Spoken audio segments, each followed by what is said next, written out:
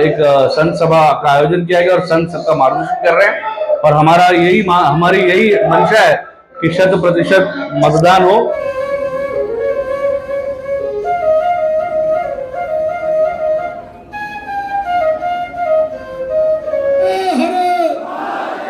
जय भवानी, जय भवानी, वंदे वंदे।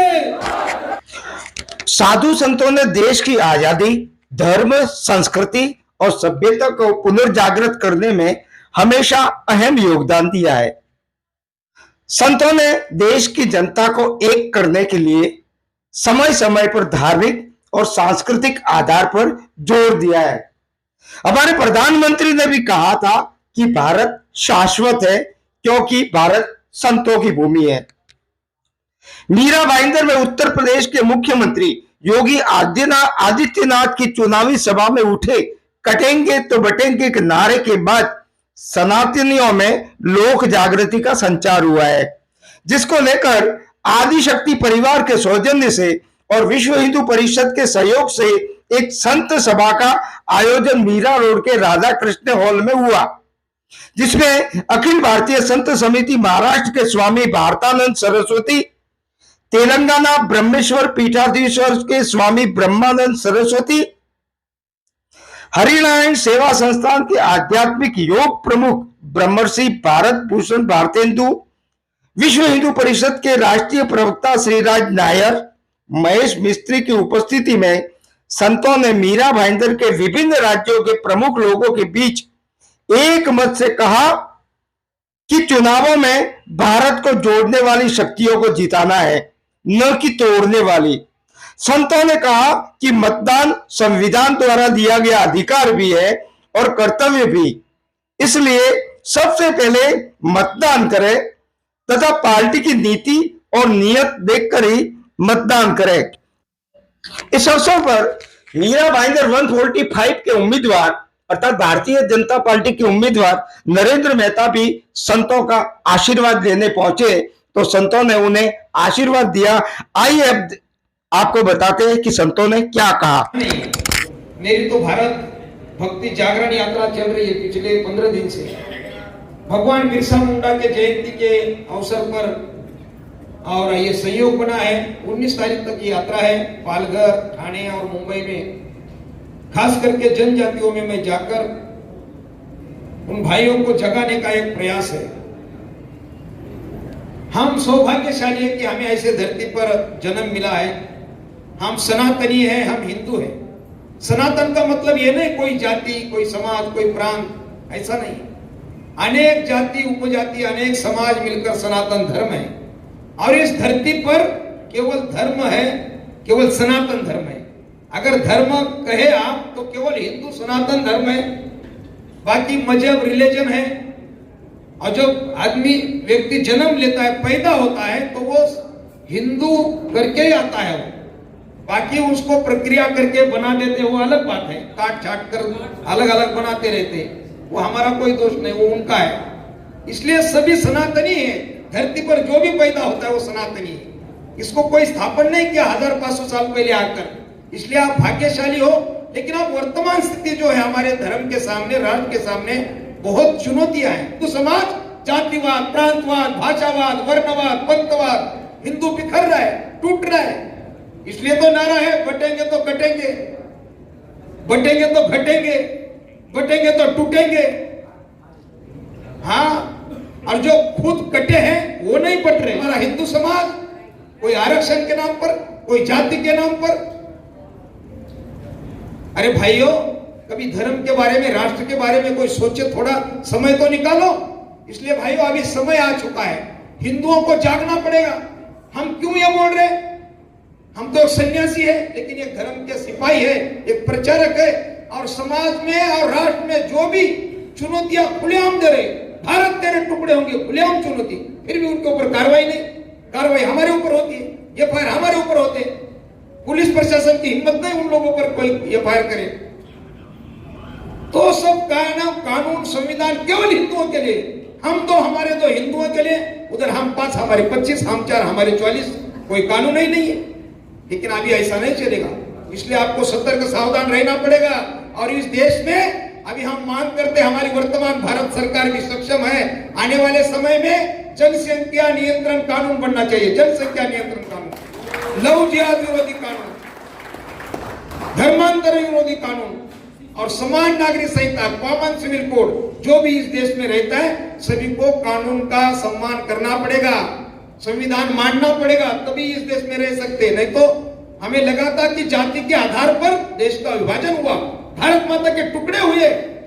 डॉक्टर बाबा साहब आंबेडकर जी को मैं मानता हूं, उन्होंने कहा था आखिरी का मुसलमान जब तक पाकिस्तान में नहीं जाता तब तक इस विभाजन को नहीं मानूंगा, लेकिन हुआ नहीं, वैसे हुआ नहीं। और ये तो खंडित भारत है, अखंड भारत तो बहुत बड़ा है भाइयों। हिंदू अभी जागो, क्रिश्चियनों के लिए 150 से अधिक राष्ट्र है, मुसलमानों के लिए 50 से अधिक है, लेकिन आपके ऊपर अगर नौबत आएगी भागने की तो कहां जाओगे? एक भी हिंदू राष्ट्र नहीं है दुनिया में, एक भी। अरे जो सनातन लाखों सालों से ये धर्म है, एक भी हिंदू राष्ट्र नहीं है। और इसलिए अभी जागना पड़ेगा, हमारे मतभेद गाड़ना पड़ेगा, तोड़ना पड़ेगा, नष्ट करना पड़ेगा। एक हिंदू होकर हम हिंदू हैं, प्रांतवाद, भाषावाद, जातिवाद, पंथवाद, वर्णवाद ये गाड़ कर हम हिंदू होकर सामने आना पड़ेगा, तभी तो ये देश का रक्षण होगा। हमारी आने वाली पीढ़ी को क्या देंगे हम अगर बटते रहेंगे, कटते रहेंगे तो क्या देंगे? इसलिए एकता और ये सनातन धर्म, बहुत आप सौभाग्यशाली हो। हम अगर बटते रहेंगे तो सामने आने वाली पीढ़ी, हम तो लाखों करोड़ों रुपए उनके लिए प्रॉपर्टी रखते हैं, लेकिन उसको धर्म का ही ज्ञान नहीं, उस बच्चों को कोई संस्कार नहीं, तो रक्षा कैसे कर पाएगा? और इसलिए आज पीड़ा होती है समाज में जब देखते हैं हम, जब देश में ये लोग जो देश विरोधी शक्तियां, जिहादी मानसिकता के, वो अभी उलेमा आप बोल रहे थे भैया, वो उलेमा सुलेमा, उलेमा तेरी क्या औकात है? बोलते संघ पर पाबंदी लाओ। हाँ, आपने आदमी को पूछ कर आ घर पर, संघ को पाबंदी। अरे जो संघ परिवार, अभी 100 साल पूरे हो रहे राष्ट्रीय स्वयंसेवक संघ को, और इसलिए ये लोग जो है ना हमेशा देश विरोधी, समाज विरोधी।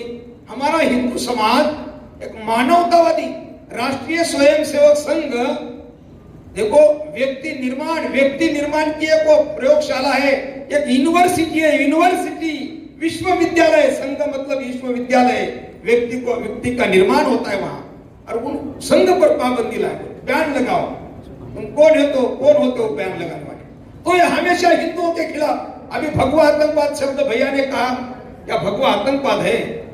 मैं तो कहता हूं अगर इस देश में सच में अगर भगवा आतंकवाद होता तो इस देश में केवल भगवा रहता, केवल भगवा।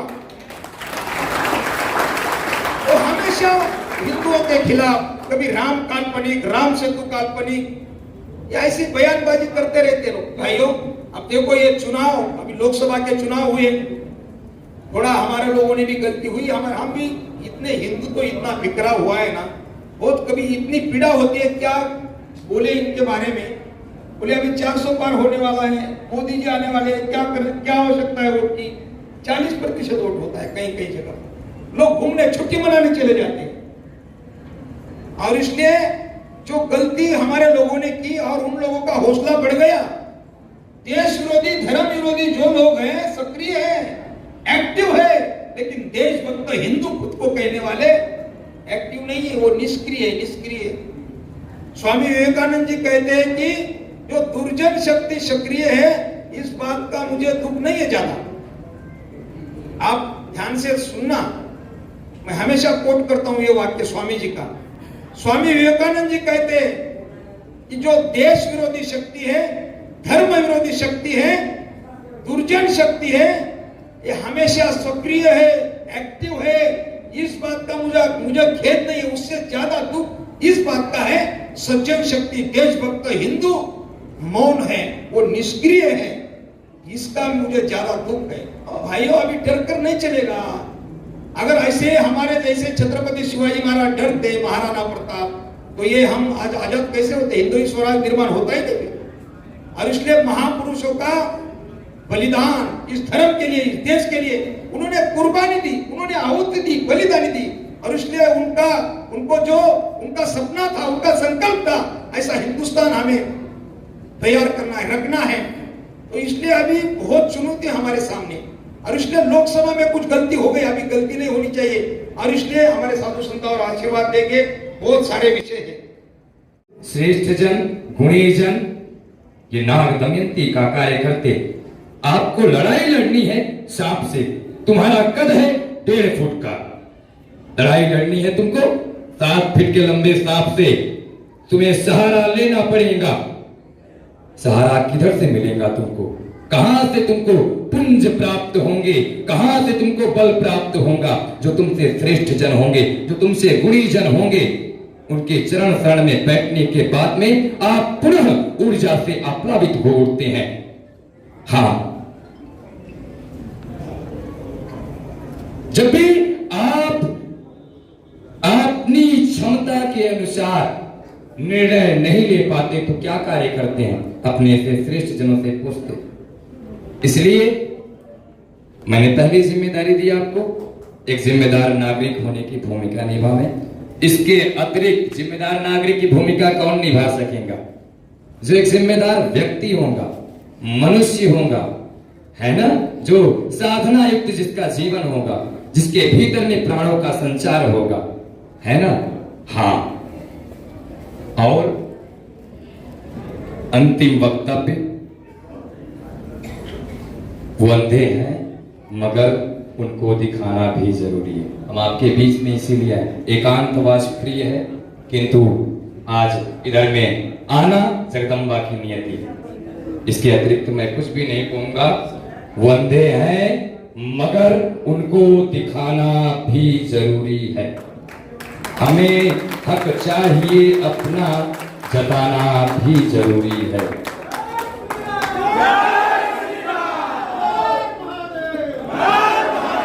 वो अंधे हैं मगर उनको दिखाना भी जरूरी है। सर, आज जो यहाँ पर संत सम्मेलन हुआ है, क्या कहेंगे आप? देखिए, संतों का मार्गदर्शन सदैव पूरे संपूर्ण समाज को रहा है हमेशा, और संत जानते हैं समाज के पल्स को। और जिस प्रकार से वातावरण चल रहा है महाराष्ट्र के चुनाव में, तुष्टीकरण की राजनीति एक पराकाष्ठा हो चुकी है, तुष्टीकरण की राजनीति की। जिस प्रकार से महाराष्ट्र उलेमा बोर्ड ने 17 सूत्री मांग रखी है महाविकास आघाड़ी के सामने, जिस प्रकार से वक्फ बोर्ड पूरे महाराष्ट्र में हर जिले में सर्वे चाहती है, जिस प्रकार से 1000 करोड़ वक्फ बोर्ड को दिए जाने की मांग है, जिस प्रकार से पुलिस फोर्स में मुसलमानों की भर्ती की मांग है, ये सब जो है आने वाले समय में हिंदू समाज के लिए खतरा है। इसलिए संतों का मार्गदर्शन आपने सुना, संत किस प्रकार से बोल रहे हैं, जिस पर ये वो इसलिए संत जानते हैं कि 2004 से लेकर 2014 तक जिस प्रकार से हिंदू साधु संतों का अपमान किया गया, आदि शंकराचार्य जी जैसे बड़े संत को भी इन्होंने छोड़ा नहीं और पॉकेट मार की तरह जेल में डाला।